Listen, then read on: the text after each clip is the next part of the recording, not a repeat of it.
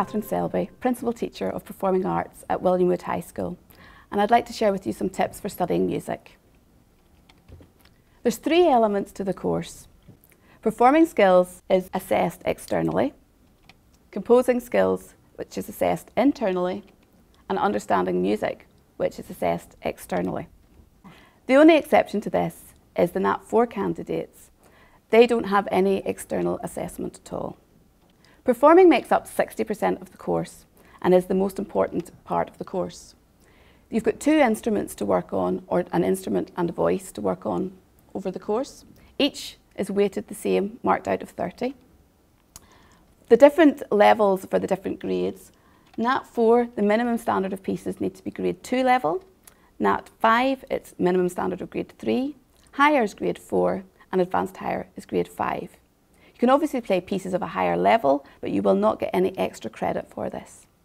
The practical assessment is externally assessed by a visiting examiner in February-March for the Nat 5 higher candidate. The advanced higher practical takes place the end of April, beginning of May. The most important thing a student can do in music is practice, practice, practice. And how to practice is very important. A student, when they're starting a piece of music, should not think that they need to be able to play it perfectly within a period. You should break it down, work at small sections. You should make achievable goals, thinking about maybe getting the first 8 bars completed. And whenever you're practicing, you should be very careful. You do not want to start getting bad habits. So whenever you take the piece, you should listen to the piece of music. Go onto YouTube, try and find a clip and listen to how it should be performed. Think about your posture, think about your fingering. Depending on your instrument, think about your breathing. And also, the very first thing you should always do is tune your instrument before you start practicing. To ensure your rhythms are nice and even in a piece of music, practice with dotted rhythms.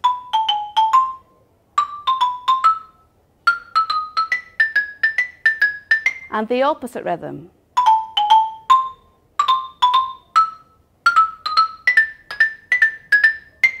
This should ensure the piece comes out nice and even.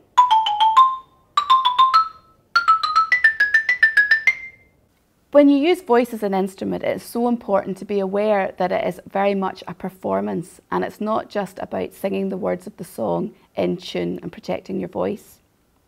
So many students don't realise that they need to be able to stand, have good posture, be able to project their voice, and then show on their face the meaning and the emotion of the song. A great thing for this is to sing in front of a mirror, or even better is to film yourself. Use a mobile phone or an iPod or iPad and then watch your performance back. Does it look like somebody that is actually performing, or does it look like somebody that's caught in the headlights? This is something that's very important to work on. If you want to be able to play a piece and know it really well, you should slow the tempo right down. This can be quite tricky, so use an app, a metronome app, to help you play the piece in time and work in those sections. Always work in 2 and 4 bar sections at a time. Whenever you're playing a piece, when you go to start performing that piece, think about the most difficult passage in the piece and then play it at the tempo that you can play that passage in. There are plenty of apps available that are very beneficial and that will help you with your practice. There are lots of metronome apps, there are tuning apps, and a great app from ABRSM is Speed Shifter. This app will take a backing track and reduce the speed so that you can play at a slower tempo but at the correct pitch. With composing skills, this is an internal assessment, but it is something that the pupils should be working at throughout the year. As they begin to learn about composing and the different techniques that composers use, students then should try and experiment with this. They may want to improvise with their instrument, and this is a good thing to do at home. Try and play around with a few chords, see if you can come up with something yourself. Also, listening to different pieces of music and analysing them to work out how the piece of music is built up is a great thing, because you can see that it might be a chord progression, a pedal, a bass riff, or something that's really interesting, and that's how the music develops. You may want to then put that into your own work. We are very fortunate in William Wood that we have got 10 computers in each of the 4 music classrooms, and they have got Sibelius on them. So students are welcome to come up to the department any lunchtime after school and work on their composing if they're doing it on Sibelius. The listening assessment is the final exam, which is in May, and that is the other 40% of the mark. Throughout the year we will do end of unit assessments, which are based around the type of questions you get in the final exam. We also give homework projects, some of which will be PowerPoint presentations, Facebook pages, prezzies, where the students get to research different styles of music and get to then look at maybe the background, the social context, and look at other influences. There's also a big part of the course is literacy.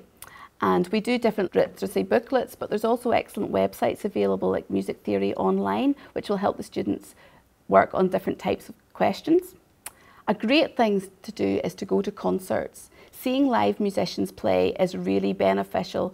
Hearing that music, seeing the instruments and how they've been played really can just change your idea of different types of music. It can open your ears to different styles of music and really can reinforce different concepts that you've learned in the classroom. Also, listening to a wee bit of classic FM or going onto YouTube and looking at different orchestras play and other styles of music is hugely beneficial. A great thing that we do in William Wood is study cards, and you can use this in different subjects, but it's very beneficial for revising the listening concepts, and it's something that parents can help students with at home. There are a vast array of websites available that are really beneficial.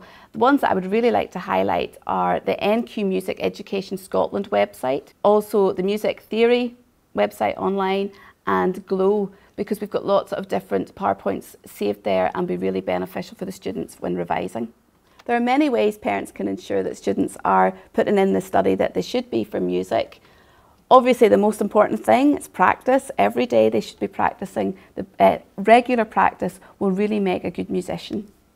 Also make sure that the pupils know their Glow username and password so that they can access all the different resources available on Glow. Practice learning their concepts, using the study cards, using the music education website, also using the school website as well, because we do have lots of different hints and tips there. Checking their homework diary to ensure that they're meeting deadlines and they know what's coming up ahead.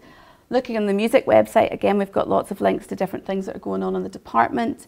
Make sure the students are attending supported study to reinforce their work, and being involved in extracurricular groups. Music is a really fun subject, it's really enjoyable, and being involved in these groups really is hugely beneficial because it helps them with their listening, with their social skills, and it's really fun as well. Finally, if you could make sure if your son or daughter gets lessons in school, that they are attending their lessons, that they have got their timetable, and that they are showing the timetable to the teachers so that they can get out of class.